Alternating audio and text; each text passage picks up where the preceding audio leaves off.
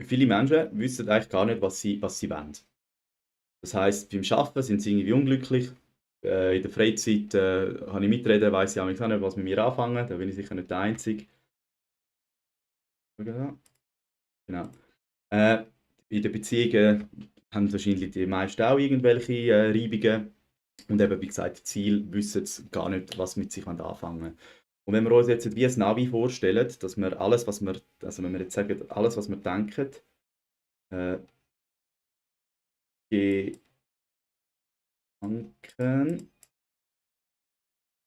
dann tun wir eigentlich unsere Gedanken ähm, sind wie das Ziel.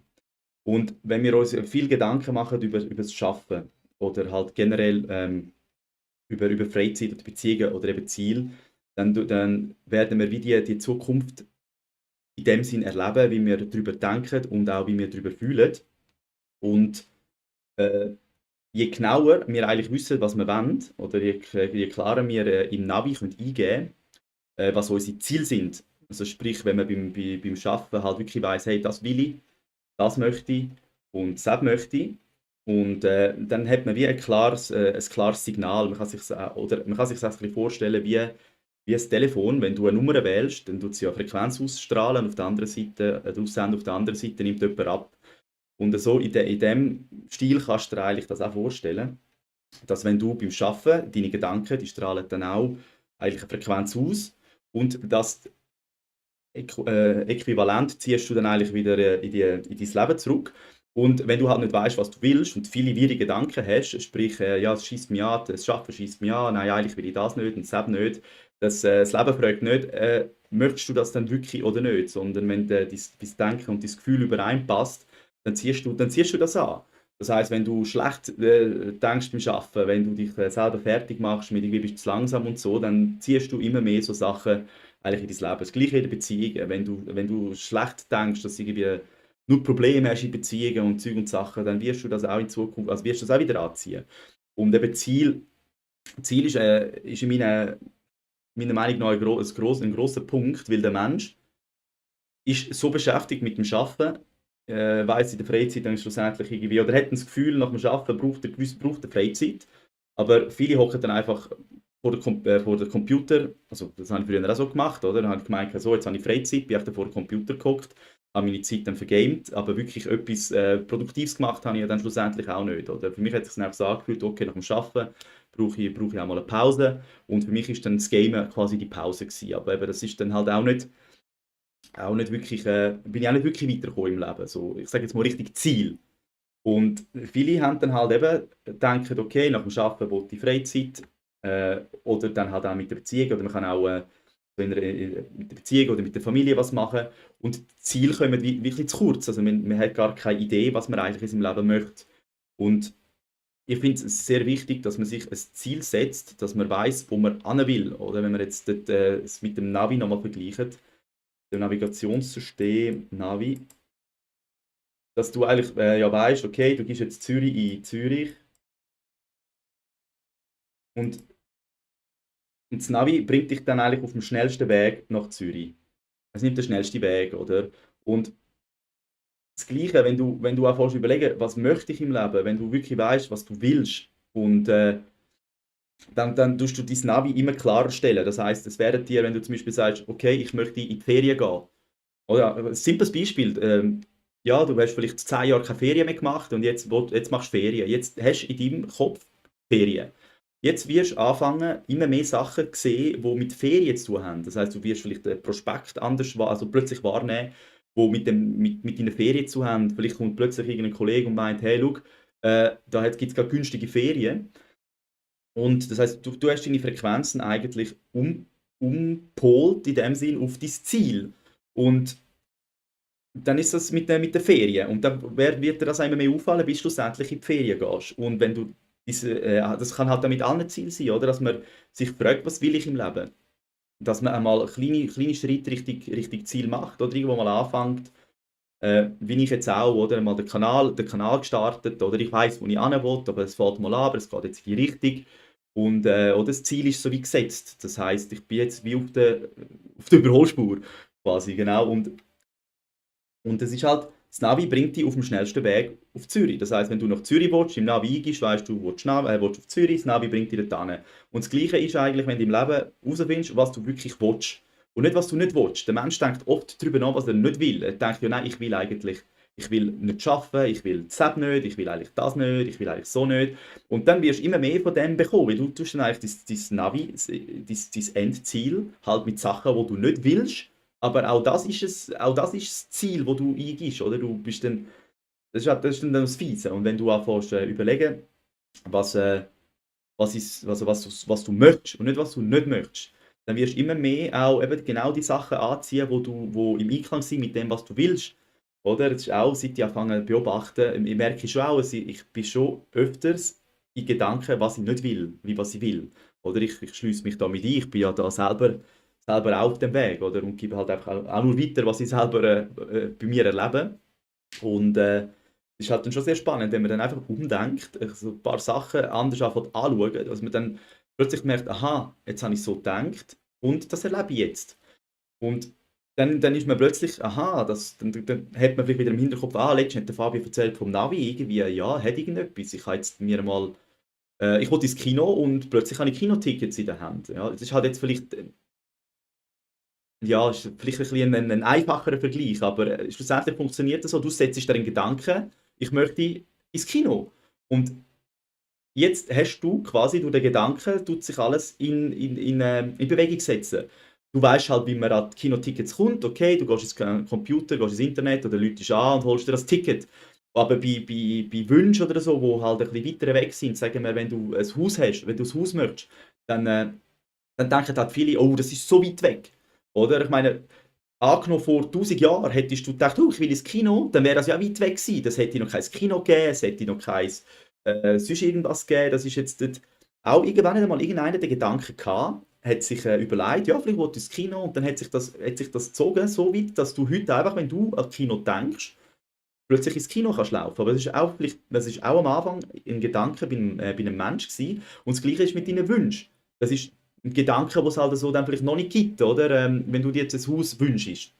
Aber dann, viele fangen dann einfach an, ja okay, nein, ich habe das Geld nicht, oh, ich habe das Leben nicht und beschäftigen sich eigentlich gar nie mit dem Thema. Und durch das, dass man sich dann halt nicht mit dem Thema beschäftigt, hat man auch die Zieleingabe gar nicht gemacht, dieses Navigationssystem, dass dich das eigentlich das Leben kann dort anbringen. Oder? Es tut eigentlich, wenn du dein Ziel gesetzt hast, kommen Möglichkeiten auf dich zu und ja, es gilt jetzt dann auch noch halt wahrzunehmen. Aber schlussendlich ja, wirst dann immer mehr, eben mit dem Beispiel von vorher, mit den Ferien, dann kommst du vielleicht einen Prospekt über oder plötzlich hast du einen Rabatt für einen Flug genau dort hin, wo du willst, oder? Weil du, weil du deine Frequenz richtig stellst, das Navigationssystem richtig eingestellt hast und so kommt eigentlich das Zeug wie auf dich zu. Oder? Und das ist, finde ich, sehr spannend. Und ja, je mehr man das auch beobachtet, desto, desto mehr merkt man auch, dass man wirklich das, was man denkt, immer wieder antrifft. Oder? Und schlussendlich ist es ähnlich, wenn du an das Rauchen denkst oder an irgendetwas, wo du gerne machst, dann machst du es dann plötzlich. Oder? Und darum sollte man mal anfangen, sich Gedanken machen über Sachen, wo man in seinem Leben will, dass man das anfängt, in sein Leben zu ziehen. Oder? Dass man das immer mehr auch sieht, dass man das einfach wahrnehmen.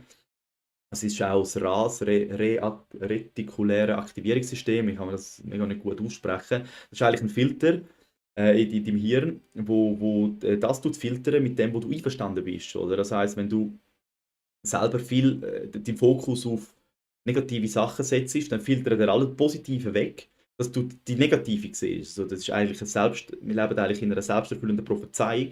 Und sollte man sich überlegen, ja, was man tagtäglich denkt. Mhm. Und vor allem beobachten, oder? Dass man wirklich merkt, so, okay, ich habe jetzt heute so gedacht und das ziehe ich eigentlich gerade wieder an, das erlebe ich auch gerade wieder. Und je mehr einem das bewusst wird, desto einfacher fällt es dir auch während dem Tag plötzlich zu merken, jetzt denke ich wieder negativ. Wenn ich es gar nicht schaffe, positiv zu denken, dann sollte ich immerhin aufhören, schon wieder nur sagen, was ich nicht kann. Und wenn es sich halt nicht gut anfühlt, etwas zu sagen, was du kannst, dann einfach sicher mal damit aufhören, alles aufzählen, was man nicht kann. Oder? Weil ja, es ist wie wenn du am Morgen aufstehst mit dem linken Bein aufstehst, dann schlägst du am Morgen noch den Zehen an, dann hast du Stau auf der Hinfahrt, oder es zieht so ein Ereignis nach dem anderen, eigentlich in dem Gefühl, wo du bist. Und ja, wenn du positiv gestimmt bist, wenn du ein gutes Gefühl hast, also eben das nicht einfach nur so tun alles, sondern wirklich versuchen, halt positiv sein in die Sachen. Was mir viel gebracht hat, ist, dass ich mir immer sage, alles ist immer für mich. Also es ist jetzt nicht irgendwie, wenn irgendetwas passiert, dann ist das für mich. Das heißt, ich sage mir auch immer, ich komme immer ohne Stau ans Ziel. Und wenn ich dann doch einmal anhalten muss oder so irgendwie in einen Stau komme, dann ist es, weil es mich vor irgendetwas nicht bewahren will. Oder ob es jetzt so ist oder nicht, sei mal dahingestellt. Aber schon nur die Option, dass es für dich ist, das tut alles, das tut nicht nur die Sicht ändern beim Stau, sage ich jetzt, sondern bei vielen Hinsichten, oder? Wenn du dann in der Beziehung oder beim Arbeiten irgendetwas hast, am Anfang nervt dich vielleicht noch und irgendwann merkst du, okay, vielleicht ist das jetzt für mich. Und wenn du mal ehrlich bist und ein bisschen zurückschaust, wie du auch schon Sachen erlebt hast, also wo du am Anfang gedacht hast, oh Mann, wieso ich? Schlussendlich ist es irgendwie doch immer für dich gewesen, oder? Also würdest du es ja dann auch nicht mehr ändern, oder schon? Einen wunderschönen guten Abend, Emilian. Ja, gell, du bist letzte Woche in den Chat reingekommen und das bist du gewesen, gell, der geschrieben hat und ich habe nicht geantwortet. Ich will ja an dieser Stelle noch entschuldigen und schön kommt schon mal vorbei. Ich habe zwei Möglichkeiten für den Live-Chat und also für den Chat und ich bin im falschen Chat gewesen und habe das tatsächlich erst am Schluss gemerkt, dass, ja, dass du geschrieben hast. Aber schön, kommt schon mal vorbei. Ja, Namen richtig anschauen. Emilian. Ja, Emilian, richtig gesagt. Hoi. Dir auch einen wunderschönen guten Abend. Ich hoffe, es geht dir gut.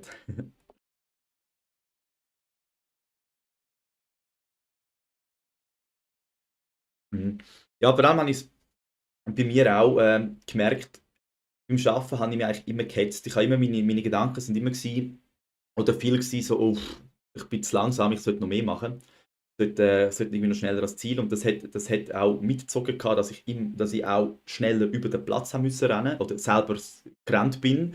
Verfolgt von diesen Gedanken, dass ich, ja, wenn ich das nicht schaffe, dann höre ich es wieder vom Vorgesetzten. Und das habe ich dann tatsächlich in dieser Zeit auch gehört, gehabt, bis ich irgendwann mir selber, da habe ich dann auch, ich weiß nicht, was es war, ob es Neville Goddard war, den ich gehört habe, oder irgendein Joe Dispenza oder so, habe ich dann auch gemerkt, gehabt, ja, oder also so rausgehört für mich, wenn ich Sachen, die ich mache und zulasse, das wird bestätigt. Und dann habe ich dann irgendwann so bei mir jetzt einen Klick gemacht und dann habe ich angefangen, okay, ich versuche jetzt nicht mehr über den Platz zu rennen. Das war vor etwa 2 Jahren gewesen. Ich schaffe dem nicht langsamer oder so, sondern ich habe einfach nicht mehr das innere gehetzte Gefühl von mir selber. Und ich habe angefangen, auf meinem Handy dann Dings stellen, einen Wecker stellen, wo alle Stunde einfach gestanden ist, atmen. Und mit dem habe ich verbunden, dass ich einfach kurz oben runterkomme, dass ich einfach kurz einmal durchschnaufe. Und das Interessante ist, dass dann der Wecker auch der ein oder andere Monteur gehört hat. Und ich habe es ihnen erzählt. Und jedes Mal, oder wenn sie dann bei mir sind und der Wecker ist ab, ich hatte auch zu teils alle 10 Minuten gehabt, einfach, dass ich irgendwie Intus bekomme. Und dann haben wir auch schon plötzlich dann zusammen angehalten und kurz durchgeschnaufen. Und das war sehr spannend, gewesen, weil es haben dann auch, ich hatte dann die Rückmeldung, so, ich sollte noch mehr machen, sind dann irgendwie auch irgendwie weggefallen. Und das Interessante ist, ich habe dann auch angefangen zu beobachten, ein anderer, der mit uns arbeitet, der hetzt sich auch die ganze Zeit. Das eben, der ist, ja, so, ich muss noch mehr machen. Und mein Vorgesetzter tut bei ihm, wenn er mit ihm redet, auch eher so gehetzt reden. Also er muss wirklich, so wie er sich selber gibt, auch von außen gespiegelt bekommen. Das heißt, er wird auch gehetzt. Und das Interessante ist, dass er dann der Vorgesetzte ihm dann so sagt, so, ja, machst du mal noch ein bisschen schneller. Schon voll auch als Witz, eben, die kennen sich auch schon lange, aber ob es jetzt ein Witz ist oder nicht, ich finde es gleich spannend, dass er das dann muss hören. Und, äh, und bei mir am Telefon sagt mein Vorgesetzter, ja, nicht mehr zu streng oder nicht mehr zu lang. Oder? So ganz, ganz interessant, weil ich mich einfach nicht mehr hetzen lasse. Weißt du, so, weil ich mir einfach gesagt habe, okay, ich möchte nicht mehr gehetzt werden. Und es wird jetzt zurückgespiegelt, oder? Über eine Person, die beim einen sagt hopp hopp und bei mir sagt er, hey, einfach, wir haben genug Zeit, Und das finde ich sehr spannend, oder? Dass dann eigentlich der gleiche Mensch ganz anders reagiert bei verschiedenen Leuten. Die Tür ist zu. Und dass dann der Mensch so ganz verschieden reagiert. Ja. Hm. Ich bin, glaube ich, ein bisschen laut. So habe ich mich gehört. Aber die Tür ist zu. Ich kann nicht leisiger. Mein Membran ist laut. Genau, und da habe ich dann auch, und jetzt beobachte ich halt auch immer mehr, oder? Vor allem auch das Selbstgespräch, oder? Was sage ich, oder ich höre auch immer, was sage ich mir selber, oder was sagt sich jemand anders und wie erlebt er das dann wieder? Oder? Also du kannst eigentlich davon ausgehen, oder mal ein Experiment machen. Ein Experiment machen, wenn du dir selber sagst, oh, habe ich es doch gewusst, oder nicht schon wieder. Schnell da lautlos machen, es pfeift mir immer rein. So, wenn du dir selber sagst, schon wieder, habe ich es doch gewusst, dann kannst du mal überlegen, was du dir die ganze Zeit sagst, weil es etwas, wo du denkst, muss sich bestätigen, wenn du das Gefühl dazu hast. Also wenn du dir selber schon sagst, ja, das wird eh so sein, dann ist das garantiert etwas, wo du wieder wirst erleben, bis man, bis man sich das versucht, nicht mehr zu sagen. Oder? Mit dem Beispiel, wo ich mich selber gehetzt habe, über den Platz gehetzt habe, bis ich mir dann irgendwann gesagt habe,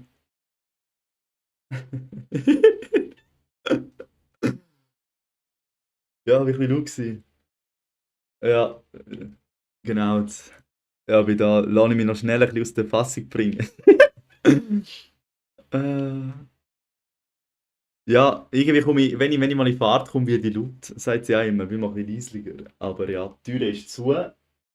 Also gar noch so einen, aber der nützt mir davor halt nichts. So einen Schall-Dings, dass es nicht so laut soll sein, oder vom Ton zumindest. Aber ich glaube, macht mich nicht leisiger, sondern es macht einfach die Qualität vom Sound besser.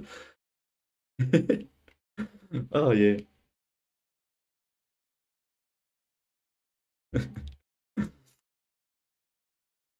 Genau. Mhm. Und letztens habe ich auch den einen Lehrling haben wir auch zurückgemulden. Mit ihm bin ich auch am Reden. Haben ihm gesagt, er soll versuchen, wenn er sich selber im Kopf, oder? Das Selbstgespräch, wo wir haben, oder? Er hat sich dann einmal so versucht zu sagen, oder er hat sich auch gesagt, ja, nein, jetzt gehört er, dann, also er hat sich auch wie schon ausgemalt, was ein anderer sagt. Und da sollte man auch mal schauen, was redet man selber über sich, was andere anscheinend erzählen werden. Und wenn man da, das ist ja spannend, dass das einmal das ist, was man dann wieder hört, was man selber das Gefühl hat, dass er sagen wird. Und da kann man auch anfangen zu spielen, dass man einmal anfängt anders zu denken, was ein anderer sagt. Und das habe ich am Lehrling so kommuniziert, dass er doch soll mal einfach eine andere Szene sich sagen. Nicht, dass der Monteur sagt, ja, dass es nicht gut ist, sondern eben, dass er es super gemacht hat. Und er hat das wirklich auch dann am gleichen Tag hat er mir zurückgemeldet, dass es geklappt hat. Ist er ganz hysterisch gekommen und so, es hat geklappt. Und dann so, was? Also, ja, eben, ich habe mir das so versucht zu sagen und er hat dann ganz anders darauf reagiert. Und das ist dann zum Teil spannend, weil es ist gar nicht so, das sind Sachen, die man heute denkt oder mit sich selber redet, die nicht erst irgendwie in 2 Jahren auf einen zurückkommen, sondern zum Teil beim nächsten Mensch, wo das muss zurückspiegeln. Und ja, da bin ich wirklich immer mehr darauf achten. Vor allem eben, was ich selber denke. Was ich selber denke. Und ich habe am Anfang auch immer wieder gedacht, ich bin der Letzte in der Reihe. Also besser gesagt, ich habe das nicht gedacht, sondern ich habe es ja wie bestätigt bekommen. Dass ich, wenn ich irgendwo an bin, an einem Kiosk oder so, oder im Coop musste anstehen, dann bin ich immer der Hinterste gewesen. Und ich habe das auch lange erzählt, so, ich bin immer der Hinterste. Ich bin immer der Hinterste und bin der Letzte. Und Zora, hat, es ist immer ganz vorne, also es ist immer der Erste in der Reihe. Und hat immer gesagt, ich bin die Erste in der Reihe. Und das ist dann auch noch spannend, wenn ich dann angestanden bin ich wieder letzt gewesen. Und wenn sie dabei war, sind wir immer ganz vorne gewesen.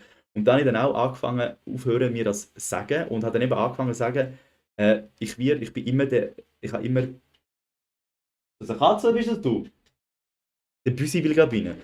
Nicht zu laut. Ja, ja, ja.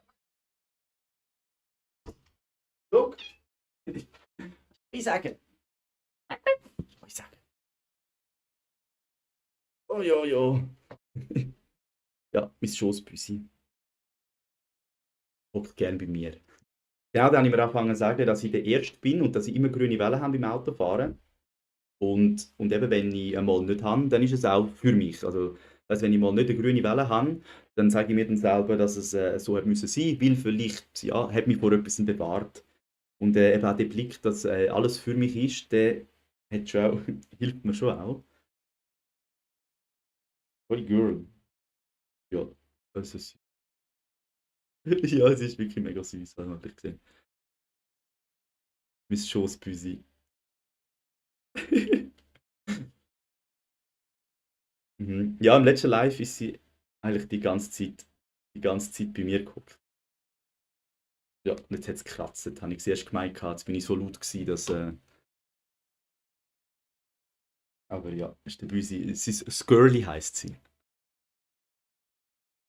Haben sie von Deutschland sind sie in die Schweiz gekommen, sie ist zu einer anderen Familie.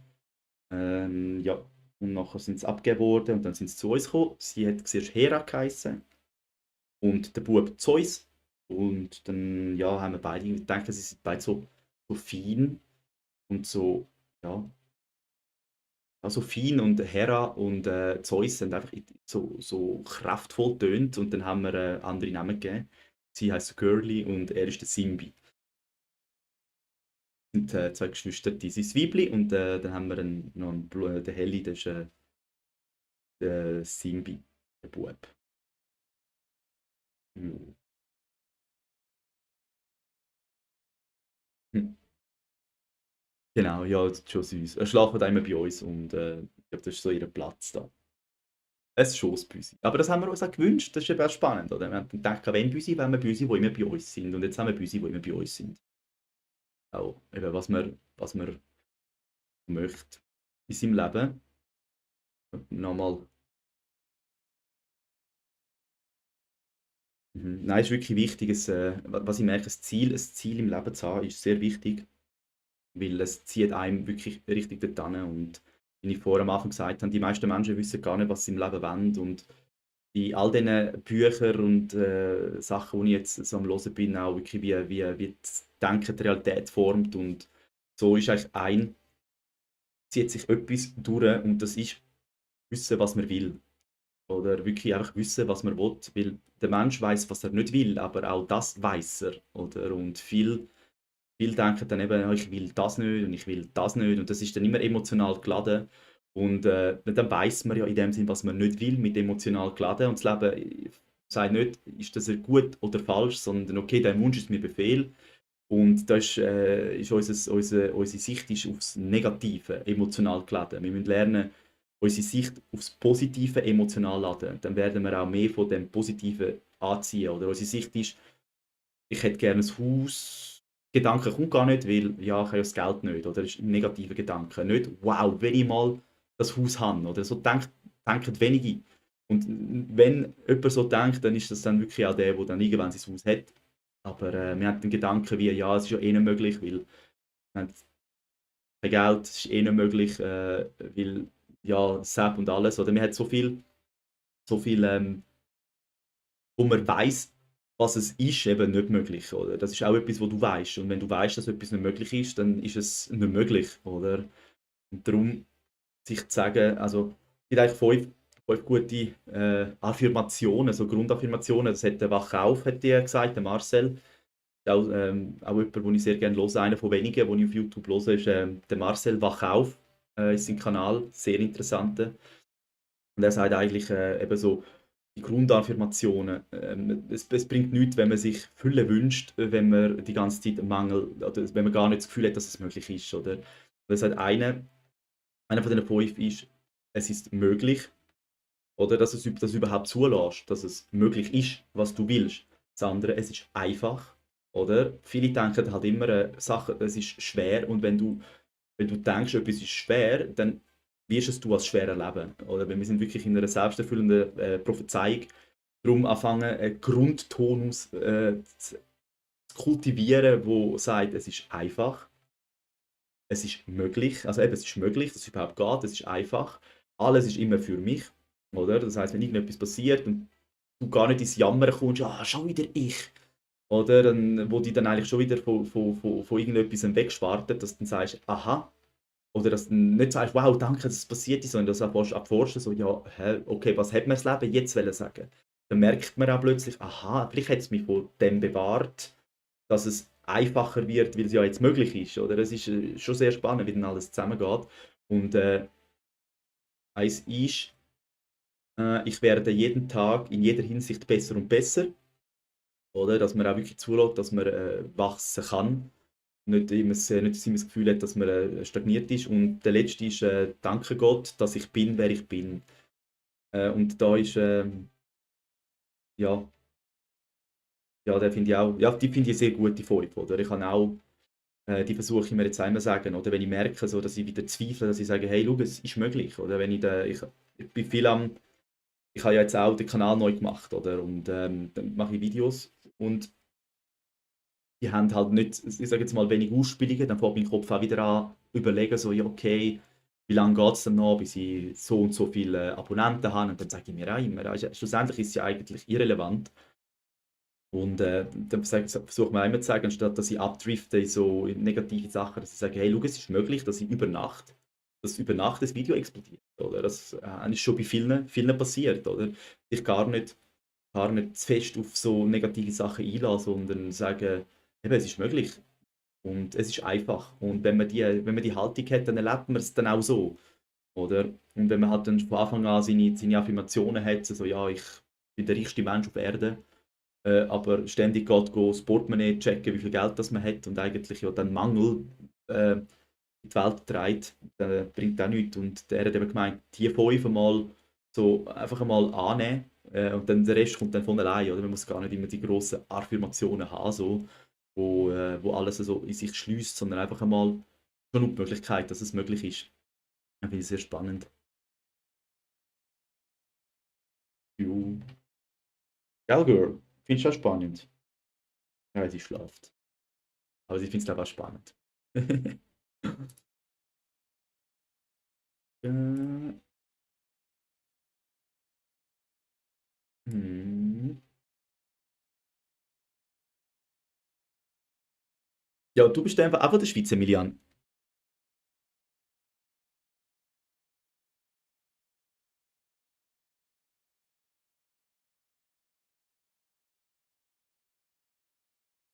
Also richtig Emilian, oder? Ja, Nora steht auf deinem Kanal. Das ist korrekt, Nora in dem Fall. Oder Emilian Nora. Weil Nora wäre ja weiblich, Emilian tönt männlich.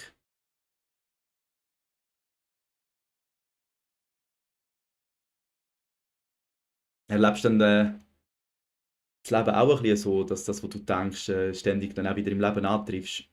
Oder das eher gerade ein bisschen alles ein bisschen neuer? Oder ist das auch etwas, wo du wirklich beobachtest?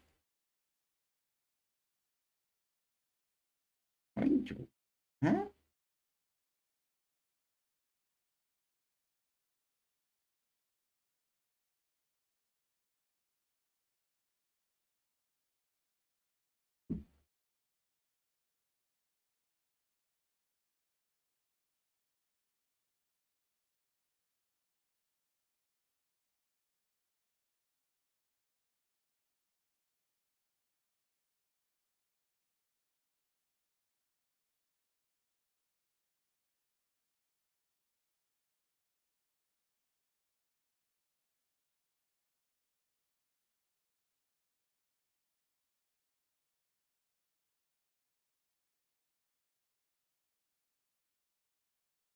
Hast du den Stream zufällig gefunden letzte Woche? Dir angezeigt worden? Oder bist du schon uns auf dem alten Kanal am Folgen gewesen?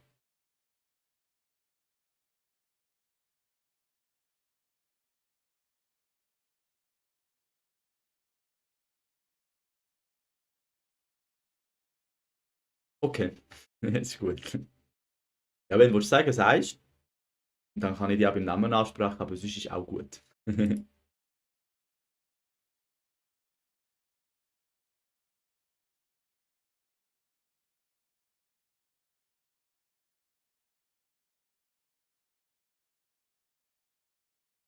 Mhm.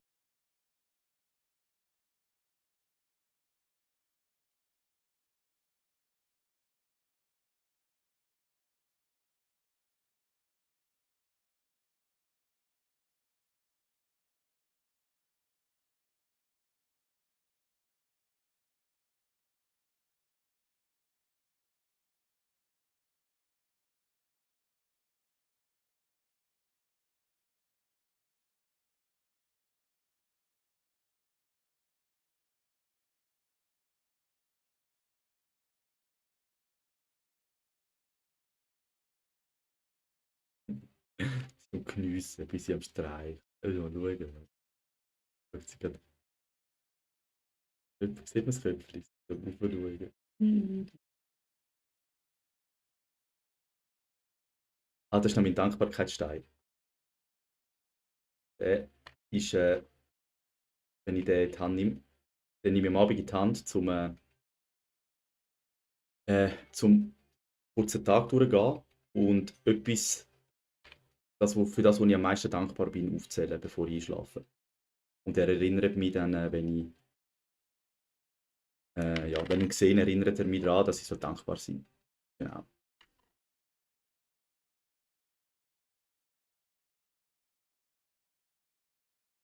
ist verstellt.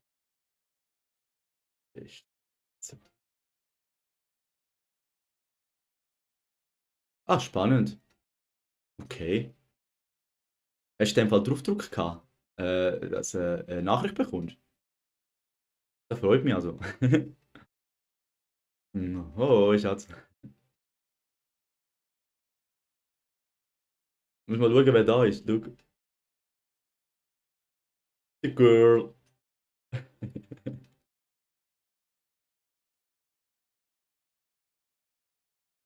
Der Türkratz, bin ich gerade verschrocken, ob es du bist. Das Lupin, so. Pop, pop, pop. Nein, nein. Girl.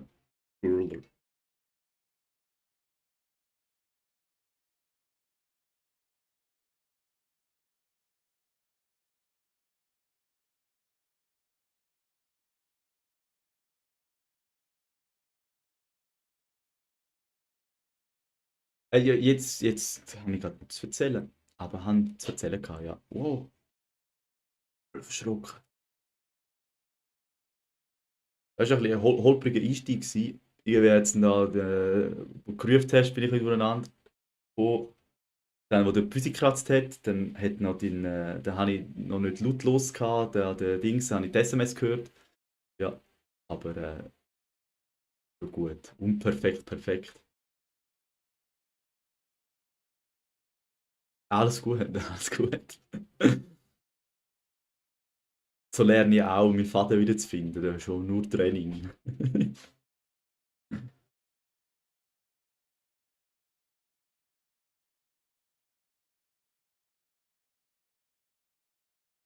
Ja, und auch am Anfang habe ich noch erzählt gehabt wegen, ich weiß nicht, ob du dann drin bist, habe ich erzählt gehabt wegen Navi. Ich wollte eigentlich ein bisschen vom Navi erzählen, aber habe auch einen schweren Einstieg gehabt. Es ist schon interessant, immer wenn ich mir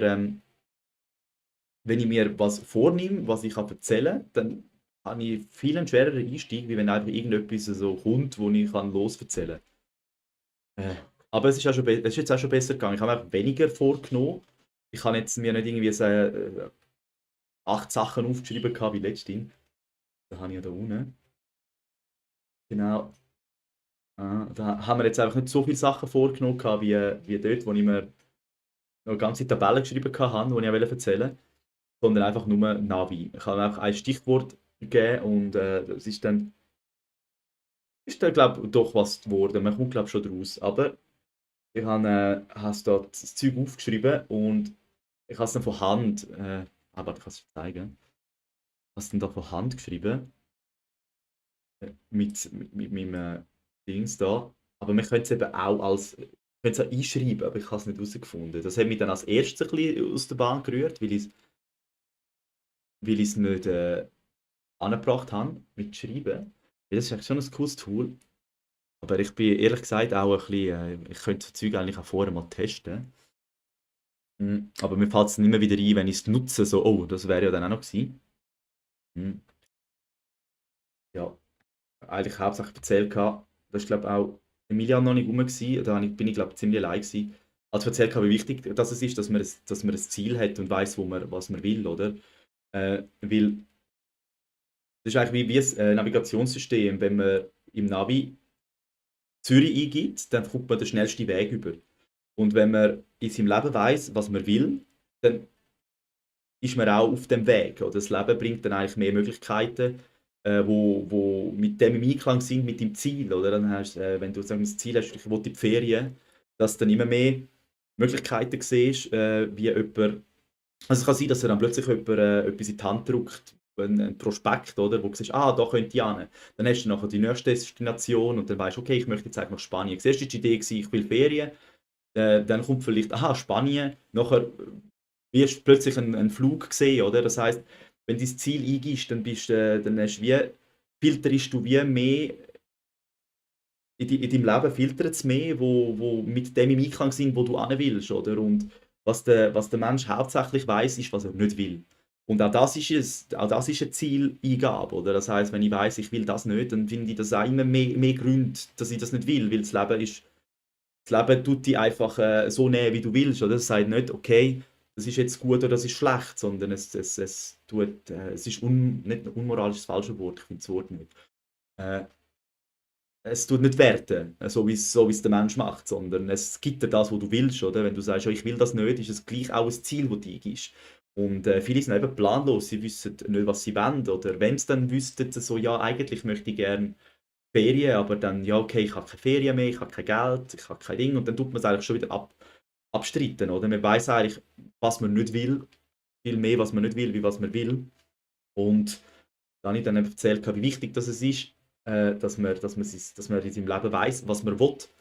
Oder dass man einfach einmal weiß, was man will, dass man herausfindet, was will ich eigentlich? Weil das ist dann also das Endziel, das man eingibt. Und der Weg dorthin wird sich dann ergeben. Oder? Das kann sein, dass du dann am Morgen das Telefon bekommst, und läutet dir jemand an und sagt, hey, ich gehe in die Ferien, ich habe 2 Tickets gewonnen, kommst du mit? Oder so Sachen haben wir sicher auch schon erlebt. Aber ich dachte, hey, jetzt habe ich gestern gedacht, ich will das und heute erlebe ich das.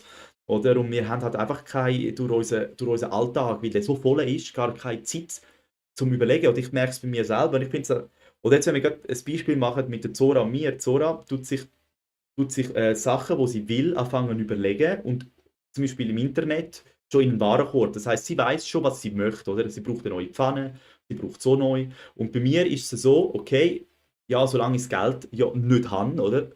Muss ich nicht nachschauen. Aber auch da, ich müsste eigentlich mich damit beschäftigen, was ich will. Oder mir ist auch bewusst, aber das Umsetzen ist immer noch das andere, aber es ist dann auch, dass man wirklich weiß, was man will und das wird dann den Weg finden, oder? Und ja, ein bisschen weg von dem, was man nicht will. Nicht, dass man sich immer wieder sagt, oh nein, das ist jetzt nicht gut und das ist nicht gut.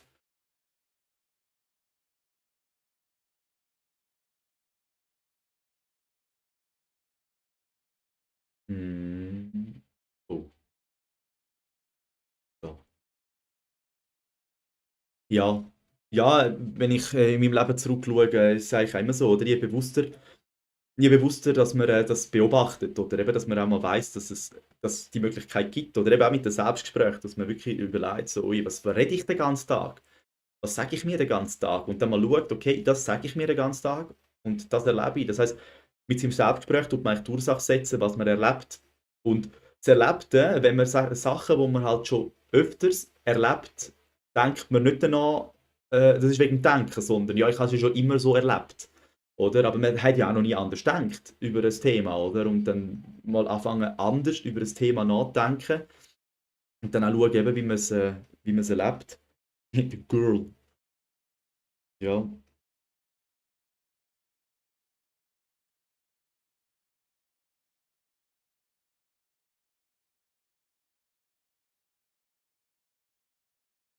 Ja, leisiger reden ist nicht so einfach.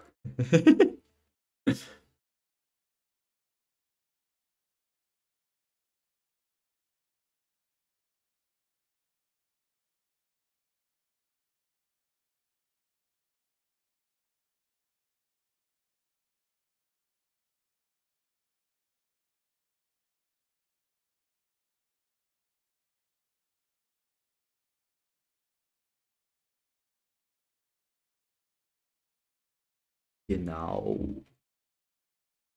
Oh. Jetzt habe ich aber heiß. Mhm. Ja, heute war ein bisschen ein holpriger Anfang gewesen. Aber das Gute ist, hä? Was hast du? Gut, ich fühle mich nicht unwohl damit. Das ist schon mal etwas. Sondern dass ich sage, nimm, wie es kommt. Okay. Boah, das ist so schreiben. Seit ich mit 18 angefangen habe, meinen Traumberuf zu suchen, bin ich darauf am Arbeiten gewesen und ganz viel. Mm, mm, Ja, ja,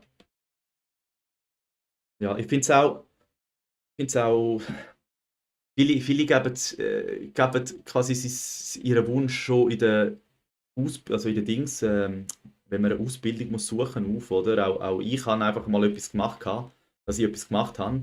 Und das ist eben irgendwie ein bisschen schade. Ich kann jetzt sagen, jetzt macht er mal wieder kleiner. Ich kann sagen, ich habe immerhin einen Beruf auch gewählt, der mir halbwegs Spass macht. Also, oder er macht mir eigentlich Spass, aber er will einfach nicht bis Ende meines Lebens halt in dem Beruf arbeiten. Und, aber viele haben, ja, die wählen einfach etwas, damit sie was haben und nachher arbeiten sie das Leben lang irgendetwas, was einem nicht glücklich macht. Und ja, da finde ich auch, dass es viel mehr auch geholfen sollte werden, gerade in der Jobsuche mit so jungen Jahren.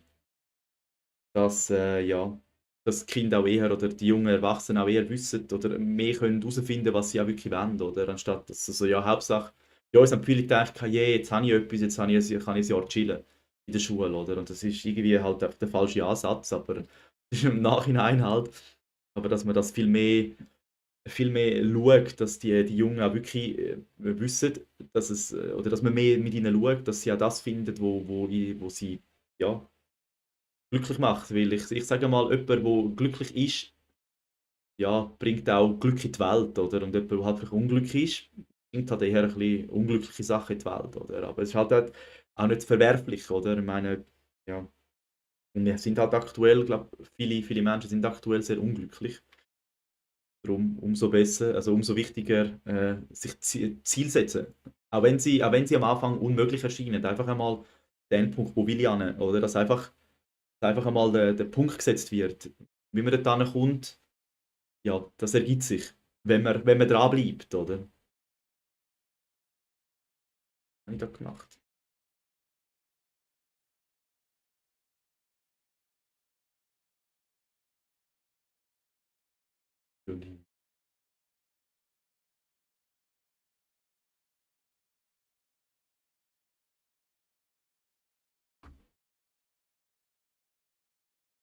Der geht so, kann ich nicht. Ja, ja, ja, ja. Spiegelverkehrt. Jetzt komisch. Macht Faxen. Girl, jetzt ziehst du mir meinen Pulli, ziehst mir mein Hemd.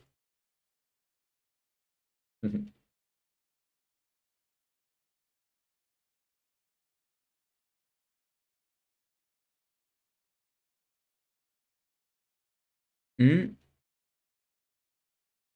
Ach, die schön schreiben, da habe ich gar nicht gehört. Ja, ja. Aber es ist noch schwierig mit der Maus schreiben. Aber das könnt ihr jetzt noch testen.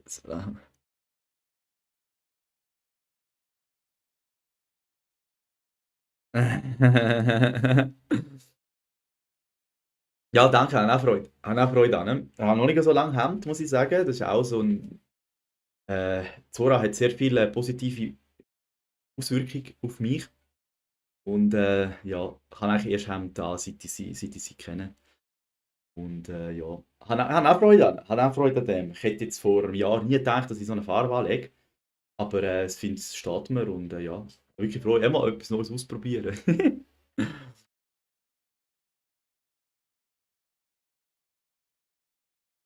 Mhm.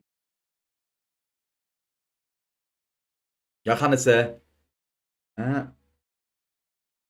Ich habe sonst ein 7 Minuten, wenn es interessiert, ich habe ein 7 Minuten Video auf dem Kanal. Es heisst, das ist auch, sicher auch noch interessant, da erzähle ich, wie sich eben die Energiefelder miteinander, zum Beispiel wenn du jetzt in der Nähe von deinem Kollegen bist, wie sie sich miteinander beeinflussen. Oder auch eben auf Distanz. Was jetzt eben auch gerade wieder würde dazu sprechen, oder? Du hast quasi das Hemd schon energetisch in deinem Kopf gehabt, oder? Du hast das Hemd gedacht. Und ist, eben, man kann es jetzt Zufall nennen, dass sie genau auf das dann reagieren, oder? Aber dass jetzt, ja, gerade der Moment, wo du eigentlich wollen sagen mit dem Hemd, ich auch irgendwie am Hemd bin, oder? Also das heisst, ich habe auch gerade ans Hemd gedacht. Und das würde ich, das eine Video würde das gerade aufgreifen, falls du Zeit hast und es dich interessiert. Es geht 7 Minuten. Äh, oh ja, wie heisst es? Äh, warum Gedanken und Gefühl, wenn Gedanken und Gefühl zusammenpassen, formt sich deine Zukunft. Das ist eigentlich das dritte Video, das ich hochgeladen habe. Das wär genau das Thema. Ich finde es spannend. Ich muss kurz den Tiger rauslassen. Die Hose passt nicht so, aber ich stehe ja nicht immer auf.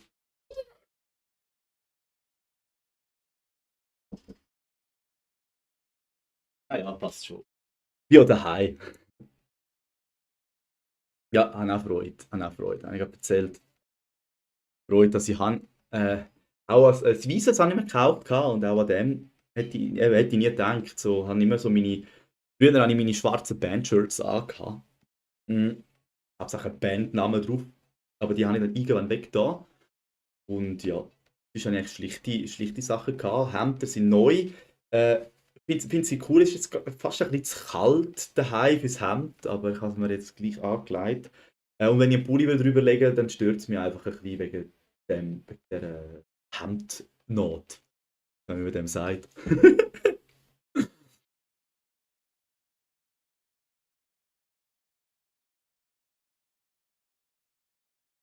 Mhm, mhm.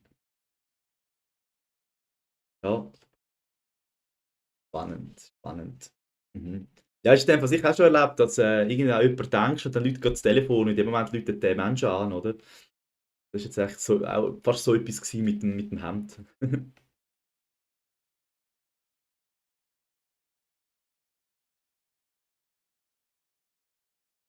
Mhm, mhm,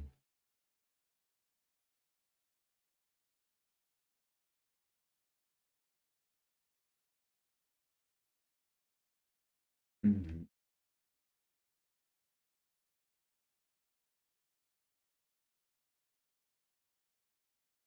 Bildschirm bin ich auch noch nicht so zufrieden.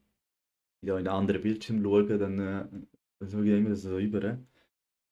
Setup kann ich noch ein bisschen feilen. Das Ziel ist dann mal noch ein neues Mikrofon.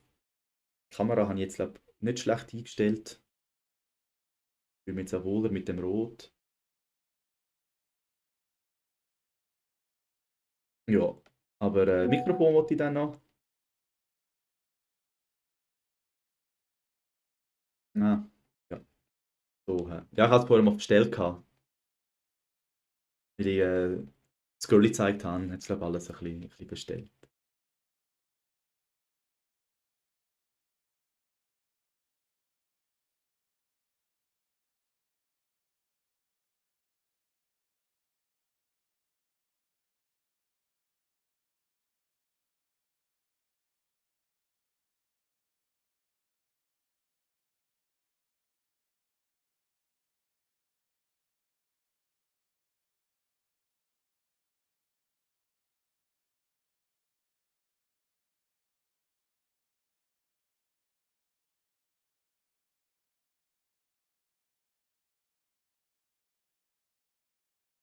Ja, ist ja lustig, Schatz. Jetzt sehe ich mich ja länger, schon wieder eine Weile in dem Rot. Und jetzt denke ich wirklich so, ui, wieso habe ich das, die alten Videos, also die ersten Videos, die sind ja so blau, aber dort habe ich sie ja gut gefunden. Und jetzt, wenn ich es anschaue, denke ich so, uff, ich sehe wirklich nicht so gesund aus da drauf. Aber Das ist spannend. Es sieht auch, ich habe ja das Gleiche an in diesen Videos wie da, was ich dort hochgeladen habe.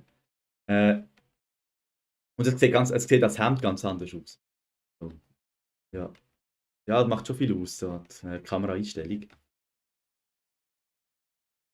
Ja, das ist jetzt 4400, die ich habe. Mhm.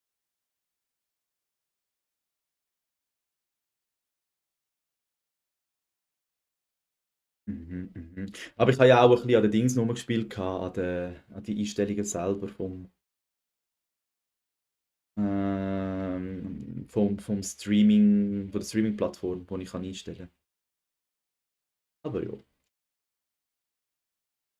genau. Heute es ist noch cool, heute sind, schon am Anfang, bevor ich live gegangen bin, sind zwei gleichzeitige Zuschauer aktiv gewesen.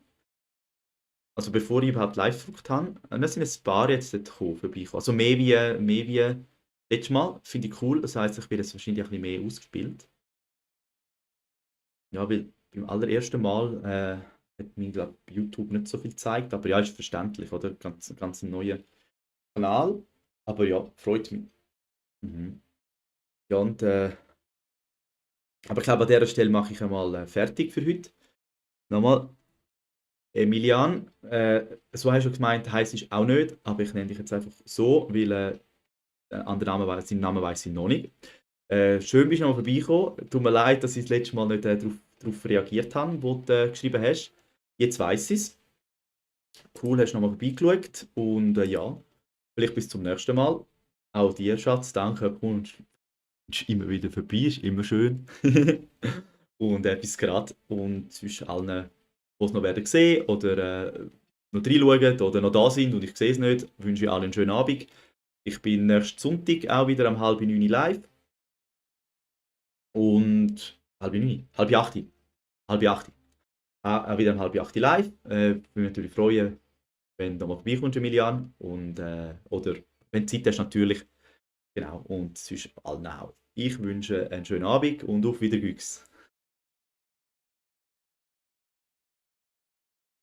Beenden.